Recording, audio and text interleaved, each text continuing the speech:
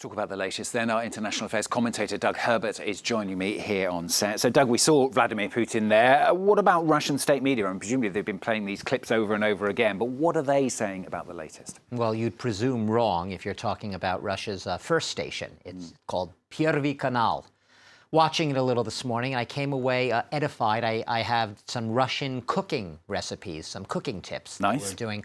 Their programming this morning was sort of a mix of cultural, historical sagas dating back to the princes of Kiev and everything. Maybe there is a link to the conflict actual.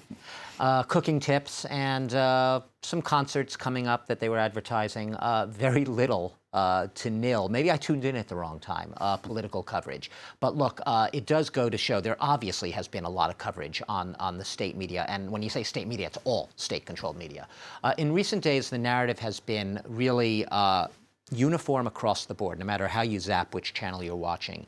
It has been condemning what they see as Western hysteria and singling out not even specifically Europe. Europe is small fry in this equation. The United States, the source of the original sin in Putin's worldview.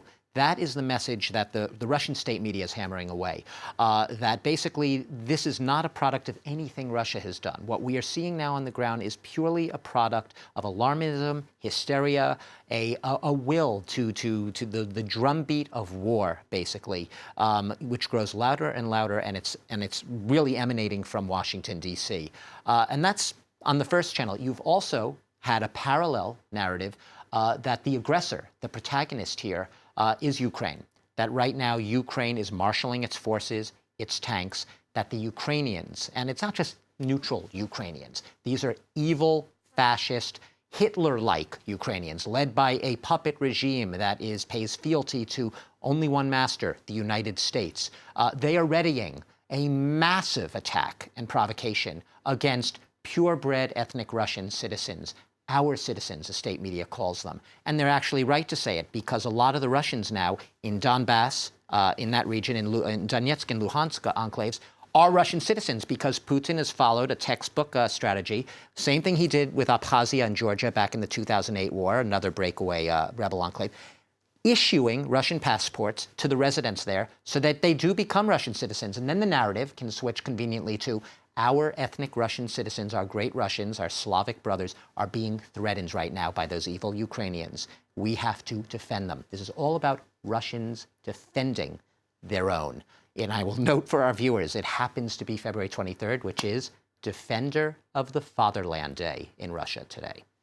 Doug, that's the view on state media. Is that the same view you get if you actually talk to people in Russia? What's the view on the street? It's interesting because, you know, with a lot of the Russian public, there's a lot of political apathy or indifference because they're sick of it all. There's also a little apprehension about, especially talking to Western journalists, you know, and stating their mind openly. They're terrified of war, like anyone would be. Some say it louder than others. There's actually a hashtag that's been trending across some Russian media. It's "Я не молчу."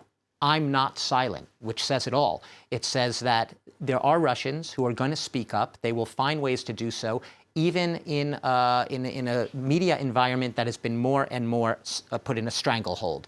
The free and independent press basically withering away to almost nothing, which is why so many Russians, and I think you could say categorically, live in ignorance of the facts and the reality on the ground. But a lot of Russians, and this, I'll just say this last thing, is the Levada Center, a prominent pollster in Russia, asked just back in December, whom do you blame for the current situation in Ukraine right now? 50%, half of them, blame the US and NATO.